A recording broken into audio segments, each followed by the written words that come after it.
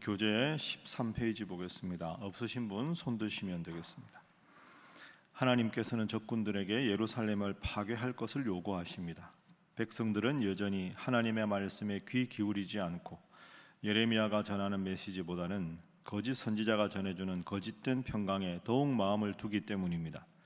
결국 하나님께서는 북방에서 재앙이 임하여 통곡하는 일이 일어나게 될 것을 선포하십니다. 하나님께서는 여호와의 성전이 예루살렘에 있으니 이스라엘은 심판받지 않을 것이라는 거짓말을 믿지 말고 길과 행위를 바르게 하여 하나님의 성전을 도둑의 소굴로 만들지 말라고 말씀하십니다. 심지어 예레미야에게 이 백성을 위해서 기도하지 말라고 말씀하십니다. 아무리 예레미야가 선포한들 이스라엘 백성은 대답하지도 않고 순종하지도 않을 것이기 때문입니다. 고린도전서 13장에 보면 사랑의 속성이 나옵니다. 내가 사람의 망언과 천사의 말을 할지라도 사랑이 없으면 소리나는 구리와 울리는 꽹과리가 되고 쭉 나오는데, 그 중에 사랑은 오래 참고 이런 표현이 나옵니다. 사랑은 잘못이 있는데도 영원히 참아주는 게 사랑이 아닙니다. 자꾸 경고하고 자꾸 주의를 주다가 제대로 바로 하지 않으면 오래 참다가 징벌을 하는 게 사랑입니다. 아이들을 키울 때도 그러면 안 된다, 그러면 안 된다 하다가 자꾸 잘못된 일을 하면 따끔하게 벌을 주는 게 사랑하는 부모의 마음이지요. 오늘 본문이 그런 하나님의 마음입니다. 회개하라, 심판받는다. 회개하지 않으면 큰 화를 당할 것이다. 마지막 골든 타임이 오늘 본문입니다. 이제 더 이상 나의 경고에 귀를 기울이지 않으면 너희는 멸망할 것이다 하는 것이지요. 6장 2절 말씀 보십시오. 아름답고 우아한 시온의 딸을 내가 멸절하리라. 아름답고 우아한 시온의 딸은 남유다를 비유적으로 말하는 겁니다. 내가 멸망해서 끊어버리겠다, 멸절시키겠다. 하나님께서 계속 말씀하십니다. 6장 16절에도 보면 여호와께서 이와 같이 말씀하시되 너희는 길에 서서 보며 옛적 길 곧 선한 길이 어디인지 알아보고 그리로 가라. 하나님 믿는 길로 가라. 너희 심령이 그래야 평강을 얻으리라. 그런데 너희들의 대답이 우리는 하나님 믿는 그 길로 가지 않겠노라. 내가 또 너희 위에 파수꾼을 세웠으니 선지자나 이런 자들을 세워서 아무리 경고해도 나팔 소리를 들으라고 아무리 말을 해도 그들의 대답이 우리는 듣지 않겠노라. 우리는 안 듣겠다. 그래서 오늘 본문의 첫 번째 기도 제목은 지금이 회개할 때입니다 하는 것입니다. 먼 옛날 남유다 백성에게만 아니라 오늘 내가 하나님 앞에 돌이키고 회개할 게 뭐가 있는가? 지금 이 순간이 돌이켜야 하는 기간이다 하는 거죠. 여러분, 우리가 한번 청소했다고 청소 안 해도 되는 게 아니지 않습니까? 우리 마음은 죄악을 만들어내는 공장과 같습니다. 끝없이 온갖 세상적인 욕심과 더러운 것이 우리 마음을 사로잡습니다. 그러니까 회개하고 또 마음을 정결케 해야 되는데 한번 회개했다고 해서 모든 죄가 다 없어지는 게 아니죠. 계속되는 하나님의 경고의 말씀이 있습니다. 그런데 하나님을 믿고 돌이키라 하는 회개의 선포를 듣지 않으면 어떻게 됩니까? 자, 오늘 본문에 무서운 예언이 나옵니다. 6장 22절부터 제가 읽어보겠습니다. 여호와께서 이와 같이 말씀하시되 보라, 한 민족이 북방에서 오며 큰 나라가 땅끝에서부터 떨쳐 일어나나니 그들은 활과 창을 잡았고 잔인하여 사랑이 없으며 그 목소리는 바다처럼 표효하는 소리라. 그들이 말을 타고 전사같이 다 대열을 벌이고 시온의 딸 남유다를 치려 하느니라. 이 나라가 어느 나라일까요? 바벨론을 말합니다. 바벨론.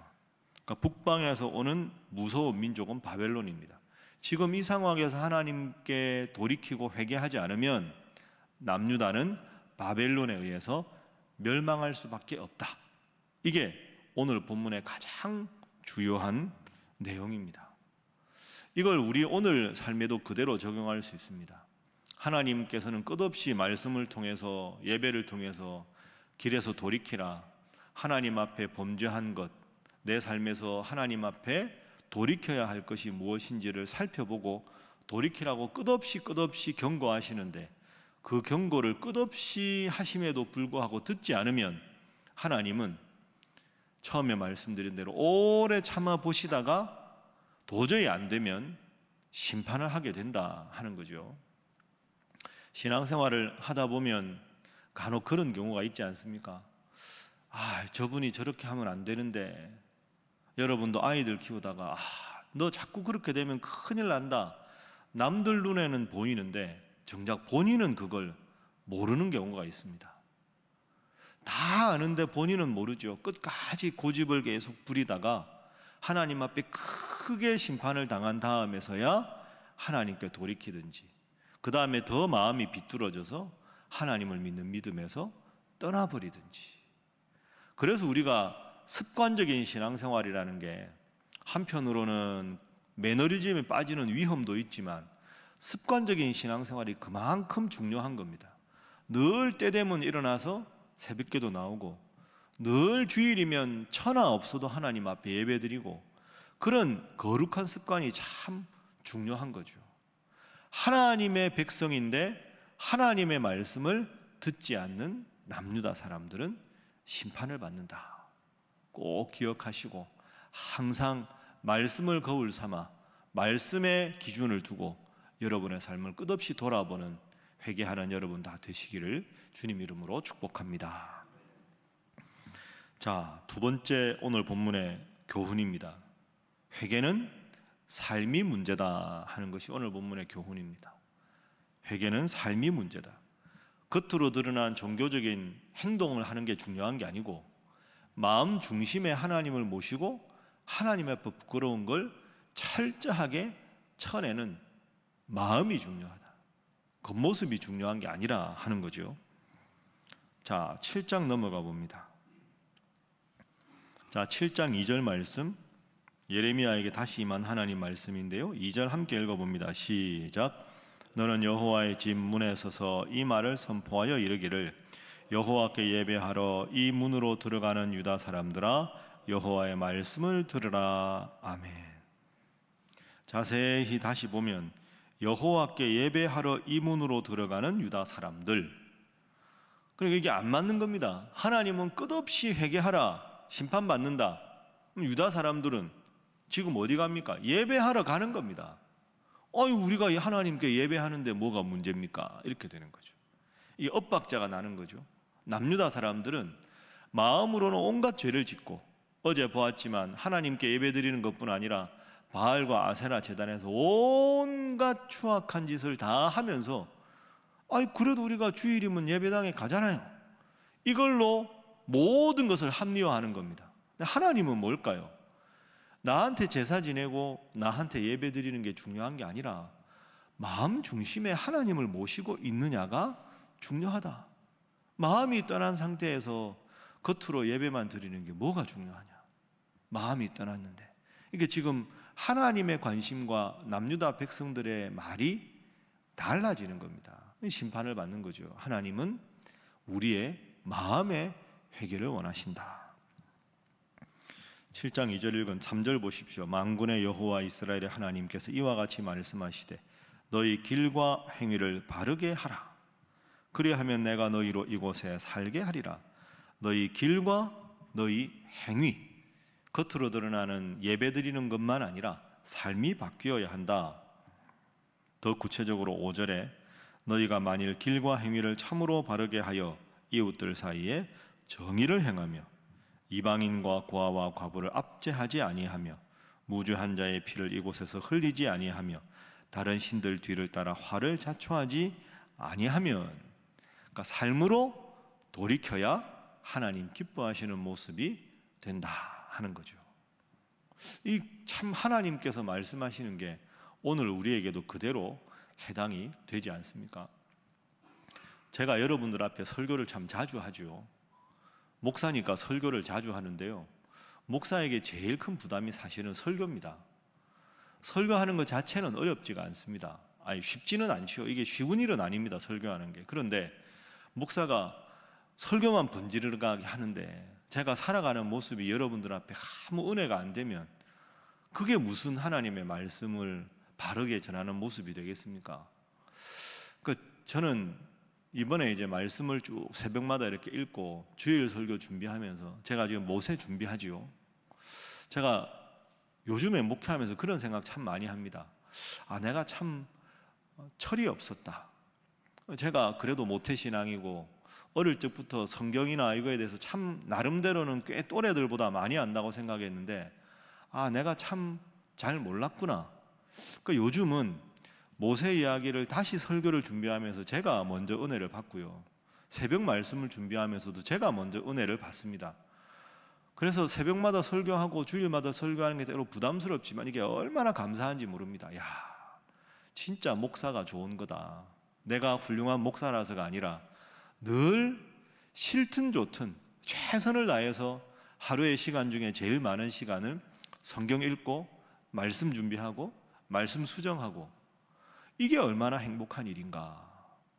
그래서 다시 읽는 모세가 다시 은혜가 되고, 다시 읽는 예레미야서가 다시 은혜가 되고, 특별히 예레미야서 전에 에스라 느헤미야 읽을 때 참 에스라가 이런 점에서, 느헤미야가 이런 점에서, 에스더가 이런 점에서 정말 훌륭했구나. 그러면서 스스로를 돌아보면서 하나님, 저도 이런 인물이 되게 해주십시오. 그렇게 돌아보는 게 얼마나 감사하고 좋은지 모릅니다. 여러분, 이게 신앙생활을 잘 하는 거겠죠. 제가 잘한다는 게 아니라 여러분도 예레미야서 얼마나, 어떻게 보면 제가 태어나기 전부터 예레미야서 아신 분도 있을 텐데 맨날 듣는 게 중요한 게 아니라 들어서 내 삶을 돌아보고 겉모습뿐 아니라 속까지 변화시켜보고, 변화에는 두 가지가 있다고 말씀드렸죠. 변질이 있고 성숙이 있습니다. 우리가 변질되지 않고 성숙해야 되지 않겠습니까? 오늘도 이 말씀 꼭 기억하시고, 회개라는 주제가 참 익숙한 주제 같지만 내가 하나님 앞에 돌이켜야 할 점은 없는가? 나는 겉으로만 하나님 앞에가 아니라 속으로 정말 마음으로 변화되고 행동이 변화되는가 돌아보셔서 말씀 때문에 행복하고 새벽기도 때문에 하나님 믿는 기쁨이 생기고 즐거움이 생기는 여러분 다 되시기를 주님 이름으로 축복합니다. 오늘 기도하실 때 이 회개에 대해서 기도하시고, 우리 아까 임 목사님 기도하셨지만 이제 대통령 선거가 개표 결과가 이제 나왔습니다. 참 이것도 하나님의 어떻게 보면 깊은 섭리가 있다고 생각합니다. 우리나라 지금까지 몇 번의 대통령들을 보면 50% 이상 득보한 대통령이 없었습니다.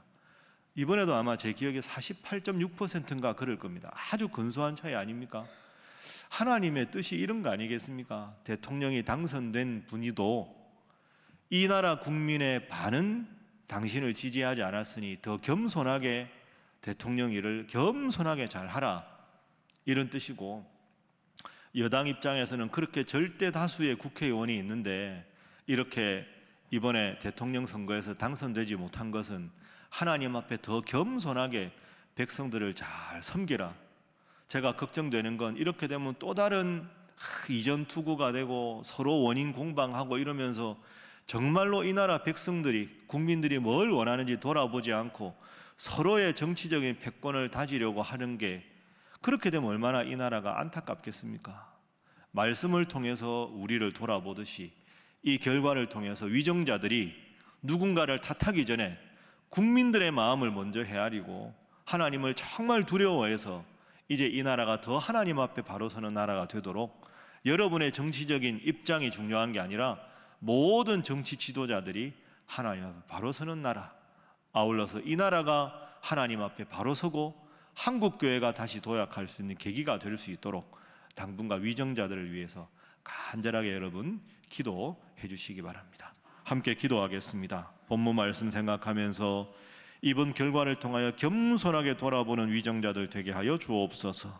코로나의 광풍이 속히 이제 종식되게 하시고 이 모든 광풍 속에서 주님 안전하게 지키시고 보호하여 주시옵소서.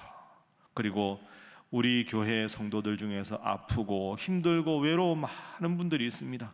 그분들 위해서 하나님께서 특별한 위로로 함께하여 주옵소서. 다 함께 주님 앞에 기도하겠습니다. 주여 믿습니다. 주여 믿습니다.